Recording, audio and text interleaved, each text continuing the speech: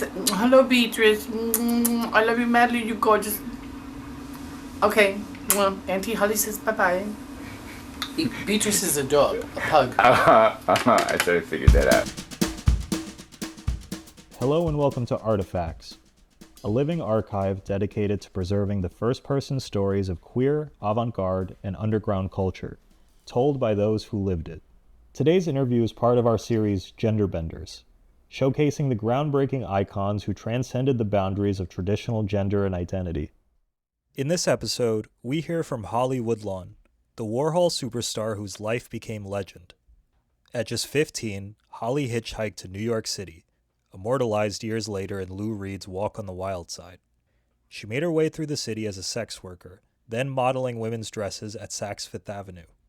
Soon, she fell in with Candy Darling and Jackie Curtis, appearing in the Playhouse of the Ridiculous before finding fame in the Warhol-produced Paul Morrisey films Trash and Women in Revolt. After the factory years, Holly reinvented herself as a cabaret performer and actor, and shared her singular perspective in her memoir, A Low Life in High Heels. Her sharp humor, unapologetic style, and fearless presence made her a defining figure of queer performance in underground film. I'd like you to actually start by saying, I was born, what your name was, Right. where you were born. Where was I born?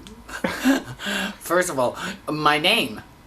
Oh, brother, do you want to deal with that? That's why I changed it to Holly Woodlawn, because I was born Harold. Oh, God. Well, you know how Puerto Ricans are, They can't just have a first name and a last name. They have to have, 6 million. So I was born Haroldo Santiago Franceschi Rodriguez Danhakel. Danhakel. Where did that come from? That's my father was German. My parents got divorced when I was about 3 or 4, so one down. And then she remarried when I was about 6 to an Eisenberg. So I became Harold, and the O disappeared off the face of the earth. And I became Harold Eisenberg. You asked me who influenced me? Yeah, I think the whole idea of who some of the... It wasn't like Marilyn Monroe and Lana Turner so much, it was a different set of Hispanic women. Oh, in the beginning, yeah, yes, when I was in the a beginning, kid, yeah. yes. I had an uncle that used to take me to these movies, and it turned out to be my aunt. Well, no, not my aunt. I mean, what I'm saying is, he's sort of like, he was gay. He's sort of like, he would be doing these things, and I would imitate him. So he was my first, tutor, whatever, mentor. So, it would be dancing? It would be castanets? Castanets. Oh, yeah. I used to play the castanets quite well. But he was fabulous. And going,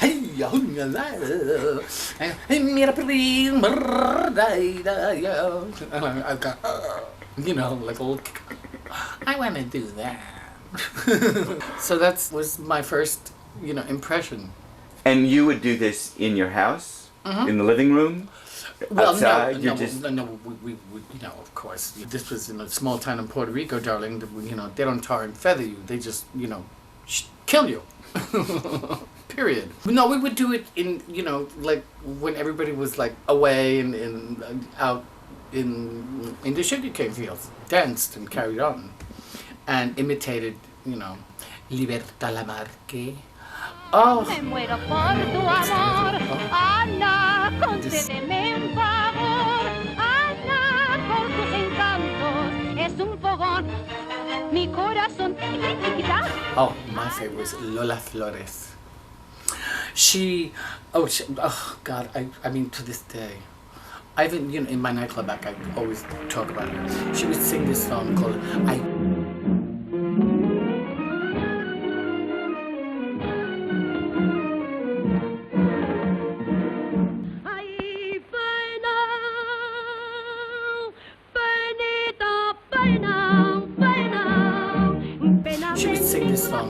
Ay Pena, Penita Pena, which means so pity me, be whatever. And she goes, Ay Pena, with castanets and all this stuff, and with the ruffles and the whole madness, and to me that was, I felt like Eva Perón. Before she became a monster. But anyway, I knew that's what I wanted to, I saw this woman. That's, And what's the other one? Oh, this insane woman that had this white streak in her hair. Tongolele. Tongolele was her name. She had this white streak and she had this humongous tits and this little 12-inch waist and then this big ass, how Spanish men are. They love tushies.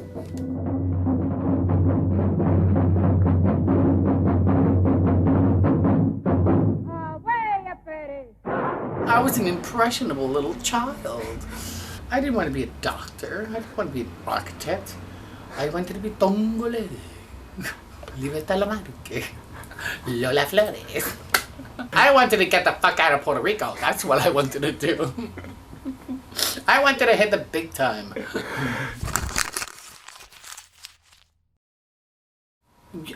Okay, we have to start from the beginning. Okay. I was really miserable in school. We lived in Miami Beach, not Miami.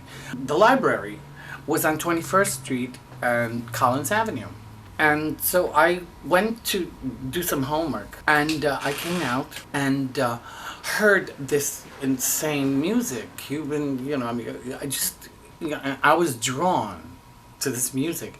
And right across the street was the gay beach. And there were all these insane guys in bikinis. Here I was going to school, where nobody got nothing, they were talk about rednecks. And all of a sudden, there was the Rose Bowl parade. Oh, with people screaming, women wearing, mink stoles, and everyone's drinking, they're wearing bikinis and yelling and listening to Cuban music and all these,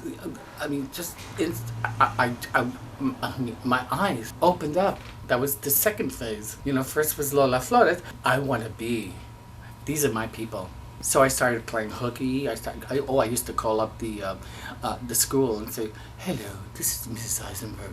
Like Joan Crawford. My son doesn't feel well. Anyway, I did that, then they finally caught up with me. So they called my mother and they had me on the other line.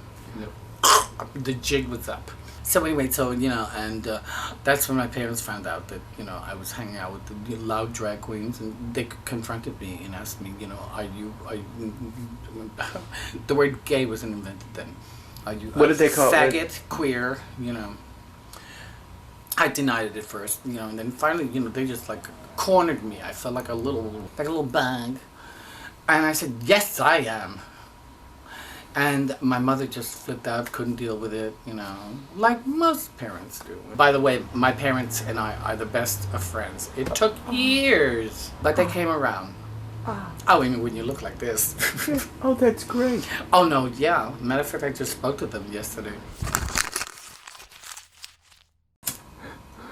Had you had... Oh, now that's a good cup of coffee. Had you had the experience of having sex before you really hit New York? Do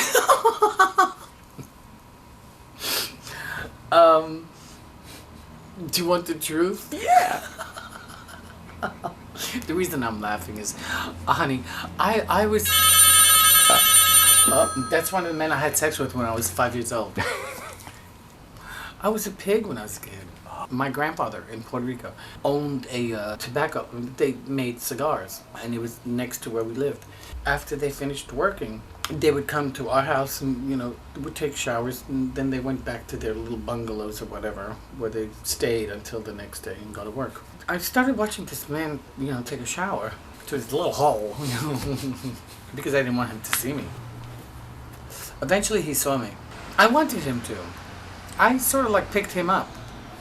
Yeah, so I had a little tryst with a 50-year-old man at the age of 6, Oh yeah, and I knew what I was doing. That's the whole thing. I liked that, I remember it being really huge. That's the only thing that scared me. But I liked touching it, So, that was only the beginning. Then came my cousins. Then came the local boys. And I wasn't even 11 yet. I was born with white blonde hair and green eyes. So, I was the white the white child, the white thing, and the white everyone else looked like Puerto Ricans. So every guy was, and here I was like, because of my uncle, and they would go, and I'd go, okay. I mean, my mother still has lock of my hair. I was a towhead in Puerto Rico, in a little tiny town with green eyes. Needless to say, I was very popular. Holly came from Miami, FLA. Hitchhiked away across USA. I had met my friend Russell, who was one of the insane queens, and he wanted to go to New York, because he was tired of Miami. He used to have long nails, beyond Barbra Streisand, and plucked eyebrows and stuff. I just said, well, I'll go with you. So my mother had a bracelet of aquamarines that we hopped. We only got something hideous, like about $27 or something. And we hopped on a bus, and the bus dropped us off at Brunswick, Georgia, the first town outside of Florida. 15-year-old and this insane queen. Honey, talk about fearing for your life. And Russell was very feminine, and I still had buck teeth and, stuff. I even had braces, which I took off with a tweezer. And so that night, I wanted to look like Russell. And since I was, gone from Florida, that was my past, and the guilt and all. I decided to shave my legs and plug my eyebrows. The Lou Reed song. And the next morning, we hit the highway and started hitchhiking. And boy, did the men pick us up. At one point, there were 4 Marines. I said, oh my God, we're going to be murdered. Next thing I know, Russell's in a motel with the 4 Marines putting out. I'm in the car with the guy that's driving. And I said, oh, I'm next. Russell's like, ah! They gave us a ride to the, they were like, they were stationed in Fayetteville, North Carolina or something, Marine station there. But they took us to the next state. They really were wonderful. Russell was probably a good lay, obviously. And then we just hitchhiked, and finally got to New York City, to 42nd Street, where I saw the diamonds, and I went, oh, how fabulous. You know how the sidewalks are they have this glitter? I was so stupid. I thought they were diamond. I really did. I said, oh my God, New York City is paved with diamonds. And I thought there's a park in the middle of Times Square called Bryant Park, where the library is. Back to the library, with the 2 lions in the front. Anyway, this is how stupid I was, how dumb, how green. I thought that was Central Park. Well, it was in the center of the city. I didn't know Central Park was Central Park. I don't know how we lasted, how we survived. When we first landed, I was just in awe. Here we are in New York City. But then that night, it got cold, we had no money and no place to sleep, and we had to sleep in the park. I would have fled, except that, I had just hurt my parents so much, and I felt so guilty that I just, I couldn't. So I stayed and, somehow survived through, that hell and the winter and whatever. Nothing prepared me except probably my mother. My mother is my best influence. She will not take any guff from anybody. She's like the matriarch type. She's got that, she's like the Rose Kennedy of our Puerto Rican family. Do not cross Amy. That's my mother's name, Amy. Do not, because you will pay. Yeah. We sort of met other queens and who took us in because they saw how stupid we were. The person that actually really took care of me was his name is Libra, and he wore white mohair sweaters, and he was a Marilyn Monroe freak, and he had bleached white hair and tight white pants, and that's all he wore. And he just sort of took me under his wing. And then Russell freaked out and, couldn't deal with it and went back to Florida. And so I was left alone, and Lieber sort of took care of me. Took me home to his mother, to where he lived in Brooklyn, yeah. I survived like anybody did when you're a kid at that age, I sold my, pussy, even though I didn't have one. What was terrifying was the fact that, being with strange people, strange men, I didn't know whether they were going to stab me, shoot me, whatever, So that was the scary part. I was completely stupid. I mean, I would give back change, until Libra got me, said, listen, you idiot, to give you a 20, yeah, take the 20. You don't give back 10. What are you, nuts?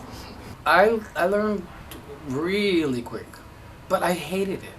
Strangers, people I never met, and I didn't know what was going to happen to me, or if I'd be alive the next day, or what, And here I was alone, and winter was setting upon us. And coming from Miami Beach, I was not prepared for, fall, let alone winter. I met this guy who fell in love with me, and, And that's Jack. Yeah. Well, we used to hang out, in Christopher Street, Libra and I, and go to bars and just hang out. And one night it was like 1 or 2 in the morning, and this guy in this like big Plymouth or one of the Buick or one of those, big old cars, he like stops and is cruising us, and Libra says, "Oh, he's cruising you." I went, what should I do? She says, well, I'll, like walk behind and you walk ahead, and, I can't do this, I don't know who this person is, I'm not going to get in his car. I mean, look at him. We're talking about this big Greek, 22-year-old macho thing. What went through my mind was me getting into the car and all of a sudden, like, being thrown out and, in the middle of wherever. I said, no, I think, yeah. And finally, Libra said, go over to the car. I'll stand here. Don't worry. Let him roll out the window. Just don't get in and talk to him. So I got the nerve and I went and spoke to him, and he seemed like a really nice guy. And I got in the car. And all we did was like drive around and talked. And we went and had coffee. And the funny part about it was that he lived 2 blocks away from where Libra lived. So he would come over in the afternoon because he worked at night for the New York Times. And we would just like talk. And he was like a straight guy, but he was like fascinated by me. Well, one thing led to another. Next thing I knew, we were in bed, just hugging. At first, it was very innocent. We were hugging and kissing, It was none of, nothing. And he told me, this was his first time, and that he's ever felt like this, and then little by little, we sort of like fell in love, and of course, eventually we did have sex. He was the top, of course. You're at the top. You're at the college.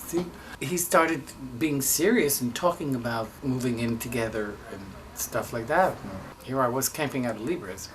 So I said, sure, and I really was falling for him. So he got an apartment for the both of us, and then he started like talking about, that he loved me looking as a woman and stuff. So the more he said that, the more like I let my hair grow, and then I started taking hormones, and then then a sex change came up. By this time I was in love with him, so I would do anything. So he started saving money for the operation. When you were living with Jack, you were really living convincingly as a woman. Oh, definitely. And that was very important. He introduced me to his parents. They had no clue. You're living with this woman. It's 3 years. When are you gonna get married? And why ain't she pregnant? And then one day he, told them. By that time, they adored me, so they didn't care. They were really wonderful. Yeah. And they said, well, she's fabulous. We love her. She's, it's all right. Why didn't you come here? He really had wonderful parents. Wow. And let's stop this thing. Did you feel early on that you wanted to be a woman? Did you? I mean, or was it more for Jack that you wanted to do this, or was? No, it was completely for Jack. Oh, I never wanted to be a woman. It's funny. I mean, now that I'm 54 years old, it was more like everyone else saying, "Oh, you are so beautiful. You look like such a woman. You have to be a woman." So like when you hear all this all the time, then and you're an impressionable kid, as Harold, I was like a yuck. Spell that one. As Holly, I was getting whistles and attention and adoration. So hey. Why not cut it off? I went to that hospital and they said you have to live as a woman for a year. I said I've been living as a woman for 5 years. I want it now. I want a pussy now. And they said no. And so I went shopping. In 1967, $3,500 in Baltimore. I'm surprised I didn't meet John Waters then. Well, he's probably a little tyke, but then I'm glad I did that. Yeah. I got some fabulous clothes. Jack had saved up all this money. So, obviously, divorce. It was very painful because, I had been living with him for 7 years and this was, somebody that, that loved me, adored me, worshipped me, and took care of me, understood me. But he didn't understand me, because he was basically into women.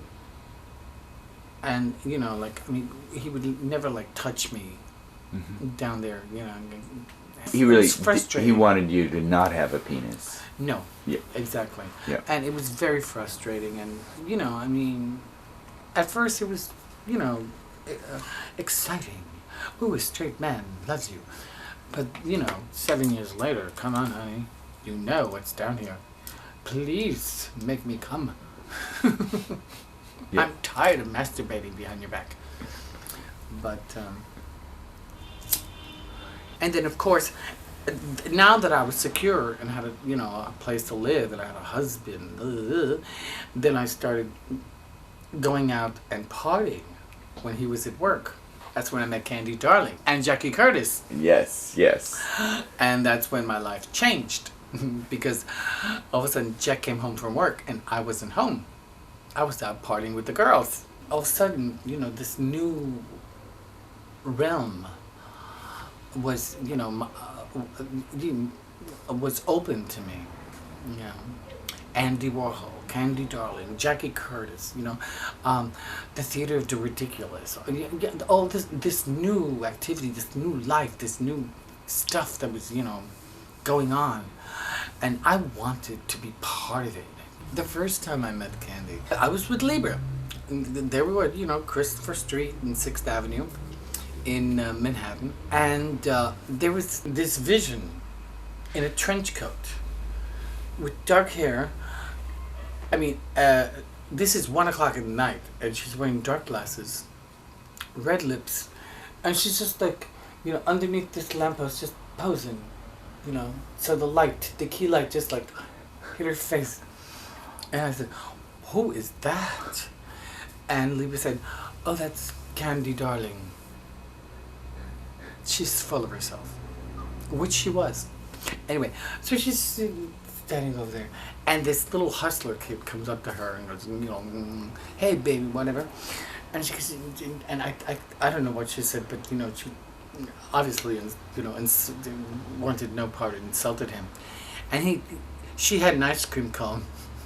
He took the comb and it went right in her face, and there was Candy with this cone, this ice cream just dripping. And I said, Libra, let's go help her. And so that was the first time I ever met Candy. I was living with Libra, so she took our number down, and we would talk to each other and talk about, movies and, we all that stuff, and movie stars. Then, Candy was much more into movie stars than you were. Oh, definitely.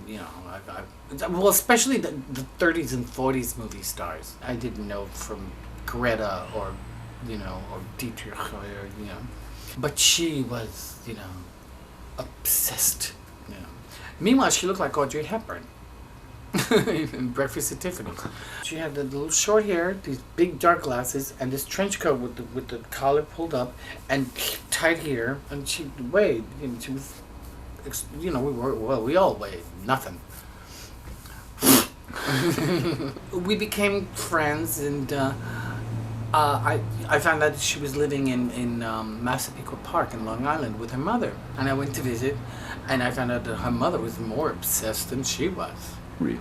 Oh yeah, they had an entire room of magazines, of movie magazines and glamour magazines, and her mother was obsessed with Crawford, and she encouraged Candy, whose real name was James, and she would call her Candy.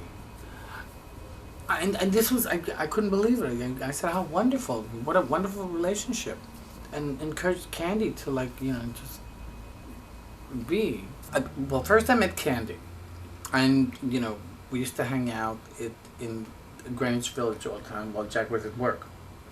And then Candy knew this guy, his name was Seymour Levy, who lived on, I think, Bleecker Street. Bleecker, I'm not positive, but Bleecker in the West Village. He used to have, just a lot of people over all the time, collected, I suppose, you could say he had a salon, he had every fucking lunatic in his house, including young little boys, which he liked, and drag queens and Candy, and then, one day, we went to Seymour's, because Seymour had a color television, and I was a Barbra Streisand freak, and she was doing, what was it, Color Me Barbara. So we went, to Seymour's to see it in color, and I met Jackie Curtis, this guy, Jackie Curtis, who was like non-stop talking. Oh, listen, and he walked in with shopping bags and said, and I was like, did you see me? I'm in the, page 34 of photo play. Oh, and this is me over here. And you know what? I'm going to be doing this. I'm going to be doing that. Because Candy and Jackie had just done this Warhol film called Flesh.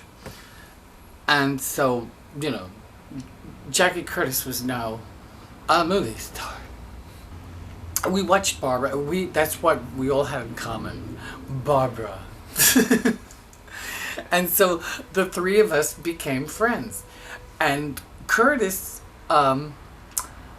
in Flesh, was in his scene was not in drag. He was wearing a dress, but well, Jackie never wanted to be one. He just did it to freak people out and that kind of stuff. He would get nylons, brand new nylons, and this is what freaked Candy out. She was just appalled. He'd buy new nylons and go, rip. He'd buy a dress and go, rip, and then pin it together, and Candy would go, Jackie, that's so unglamorous of you. And here I am watching these two. Because I hadn't found my persona yet. Really, I hadn't. I was awed by these two. So I wasn't Holly Woodlawn yet. I was just, I just wanted to be around these two. What was your name at that time? Holly, and George's last name, which I can't divulge because, he does have a wife and children. Fair enough. My favorite movie in the world, besides Anti-Mame, and Cleopatra with Elizabeth Taylor, and The Prodigal with Lana Turner. But Holly came, every time I say that, Miami, FLA. No, Holly came from Holly Golightly, because I used to whistle for cabs. Oh, I just ruined my lipstick. The Woodlawn came from when I went to a party with Candy and Jackie at the factory, to meet Andy Warhol. I was a nervous wreck. And I saw this tuft of white hair, yak hair. And Andy came up to me and he said, he just, oh, you're so glamorous. What's your name? I said, Holly. He said, Holly what? I said, my last, George's last name, which I can't divulge. It's Greek though. Anyway, oh boy, that is a good cup of coffee.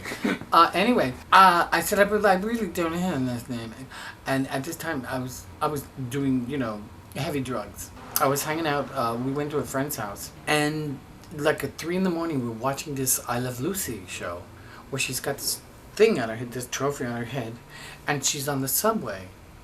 She's lost, and behind her it says Woodlawn. And that's the last stop on the 8 train where the cemetery is.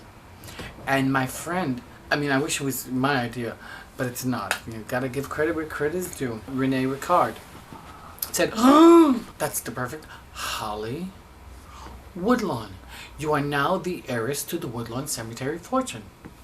All that granite, all that stone, and who can contest it? They're all dead. And so that became my bio. And that's how Holly Woodlawn was born that night. On amphetamines. Well, I was stoned the whole time. It was like, 2 weeks and I was stoned and then I was pregnant. Stoned for 2 weeks? Yeah, we were tripping every day, so. Oh, it didn't take 2 weeks to get that? No. One night? One night, I suppose. Who was it? I don't know. There were lots of people there. Oh, God. What are you going to do with it? I don't know. I'll either put it up for adoption or give it to someone. Oh, you can't do that. Why don't you give it to me? Would you take it? That'd be great. My sister should. It should stay in the family, don't you think? Oh, yeah. Definitely. Heaven Grand Amber Orbit was written by Jackie Curtis. And John Vaccaro was the director. And he also was the Playhouse of the Ridiculous. And Charles Ludlam was also at one point worked together, and then they split up. Curtis wrote this play, and then he had a falling out with John Vaccaro because he was going to star in the play, and they had a falling out. But Vaccaro, I think, owned the rights or something. And he put me in the chorus.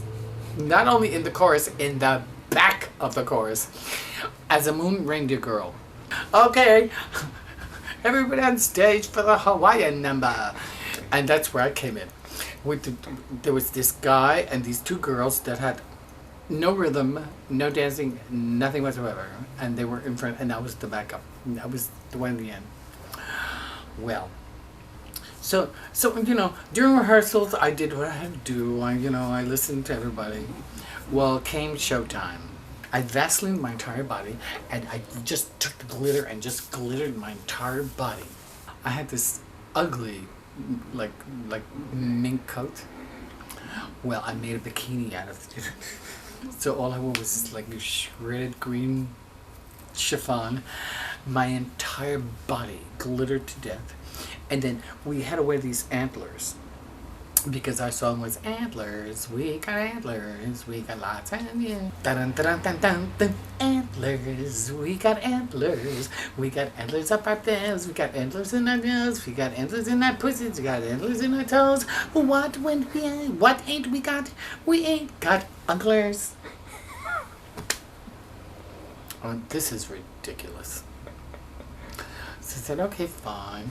So we rehearsed it, so everyone would do the same thing. Well, came showtime. Every time they did this, I went like the stupid one, since I was in the back, So I was always like one step behind or one, And that's when Andy and Paul Morrissey came to see the show and just wondered who is this, wild person in the back. And that's when they first took notice of me. Fred Hughes came up to where I was sitting one night and told me that Paul Morrissey and Andy Warhol, wanted to get in touch with me because they were doing a film, and and gave me the number and said, could you call tomorrow? And I called the next day, and they asked me if I would do a scene in this movie they were doing called Trash. Talk about. It was a stretch, but I did it. And the rest was history. So I showed up the next day. The only film I saw was Flesh with Candy and Jackie, But to me, that was, honey, please. And, like I said, the Cleopatra, Lana Turner, The Prodigal, come on. If you're going to do a movie, MGM, what is this? People going, fuck you, yeah. To me, that wasn't stardom. But I said, well, why not? You gotta start somewhere. And then when they told me that there was no script, I said, what do you mean there's no script? You have to make it up as you go along. I said, make what up as you go along? I said, the dialogue. I said, oh, okay. Do you have any wine? And then we shot the first scene, and then I met Joe, who turned out to be such a sweetheart. I mean, he really. The first day of filming, I was a nervous wreck, and he just bent over backwards to really be kind and make me feel comfortable, because I had never done that before, and I don't know what possessed me. The camera turned on, the light went on, and all of a sudden I just went to that place, and then they called me back and said, well, could you do another scene? I said, yeah, of course. Are you kidding? For another $25? I'll do anything. Little did I know they'd be making, $20 million. But I was a starlet. Did you think Joe was very handsome, or was he not your type? He was not my type. Well, first of all, I was in love with the kid, that was in Trash, that I shoot up. I mean, we were lovers. So at first I was, not that Joe scared me or intimidated me, it's just that I didn't know anything about him, so I immediately thought he was just straight, and he didn't say much, he didn't talk much. I mean, he was kind of nice, he'd say, Holly, would you like a cigarette? I mean, he was a gentleman, but, he wasn't, talkative like I am. No, he wasn't my type, and there was, was all acting. Right. Well, the first time I met Paul was basically on the first day on the set of Trash. He was very nice, I felt very comfortable with him. He didn't intimidate you? Not at all, not at all. I expected to be intimidated. After working with Ron Link and John Vaccaro, my God, please. And all of a sudden, this, you meet this person, and he says, "Oh, just be yourself and do whatever you want." After the first take, the first thing I said, was I okay? And he said, "Oh, you're fine." And that's all we did. We didn't take 2,000-3,000 takes. Most of Trash was done either in 1 or 2 takes. That's why they call me One Take Holly. What's wonderful about Paul Morrisey's direction, and what made me feel comfortable, and what took me off, was, well, first of all, I was playing myself. So he said, just be yourself at first. And then when he saw that what I was doing, then he would start saying, well, giving me direction. And, Holly, do this. Holly, why didn't you do that?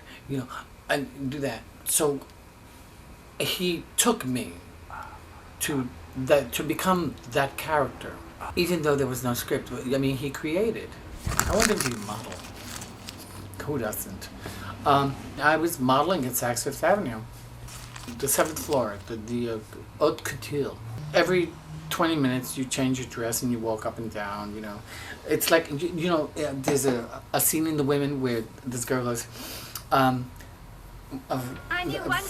this foundation zips up the back and no bones. That's what we did. So we would walk up and down doing the same bullshit. And these old hags, with money. Go, and go, oh, God. Who do you have to fuck to get out of here? Oh, but the thing is, I used to call up Candy and Jackie. I said, get over here, honey. If I'm 30, bring a coat.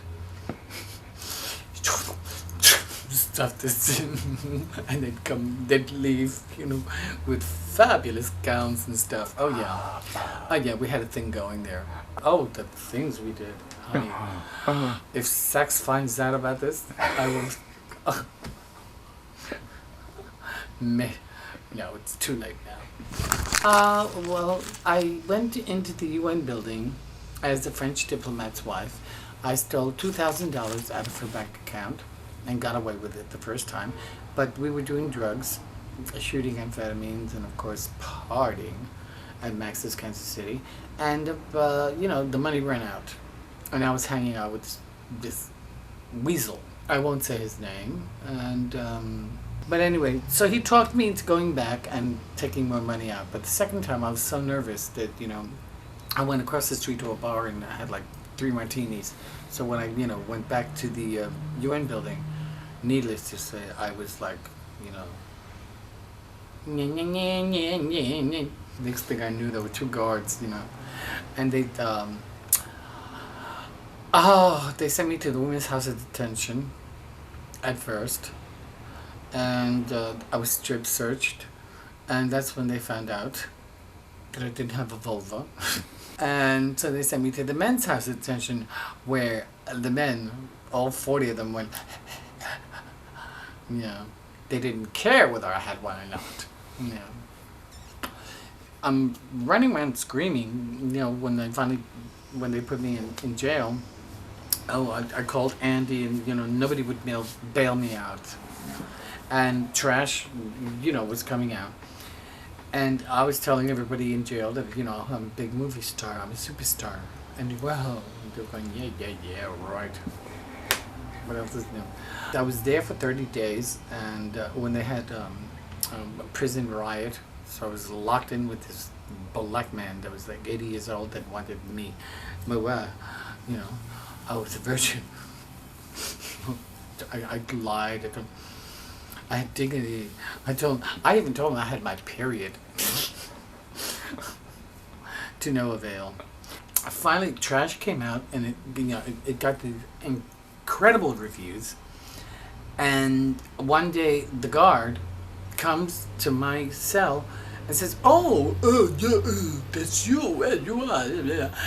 And I said, listen, you motherfuckers, I have been telling you all along, you wouldn't listen to me. And then about 5 minutes later, they say, Woodlawn, pack up. Larry Rivers bailed me out that day. I mean, this guard comes with this paper. And I said, now, who? And then so I slunk back with, old Willie, and 5 minutes later, Woodlawn, you're out on bail. Wow. And that night, I went to see Trash in a limo, and all these people came towards me, and I had just come out of jail, so I was like very, terrified and paranoid. And they wanted my autograph. I signed my first autograph that night. I'm wondering what it felt like to suddenly be a star. I mean, because that was terror. It was terror, total terror. Yeah. Especially that night. Yeah. Because I thought they were coming to murder me, and they just came to and so I didn't know how to deal with it. Yeah. It was really, it was terrifying. Oh, and then George Cukor tried to nominate me for an Academy Award. Oh, talk about bending over backwards. And they had a petition, the whole thing. But at that time, independent films weren't eligible. It was all major studios.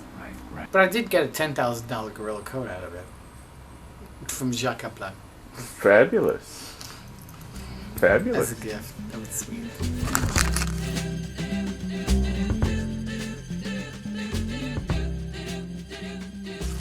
not the first person that has asked me this. I'm sure that's right. And you're not going to be the last time.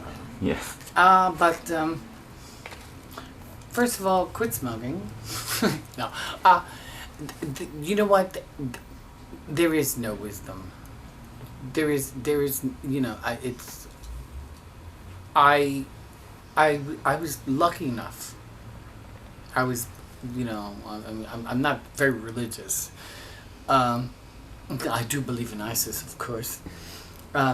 Believe in yourself and trust yourself.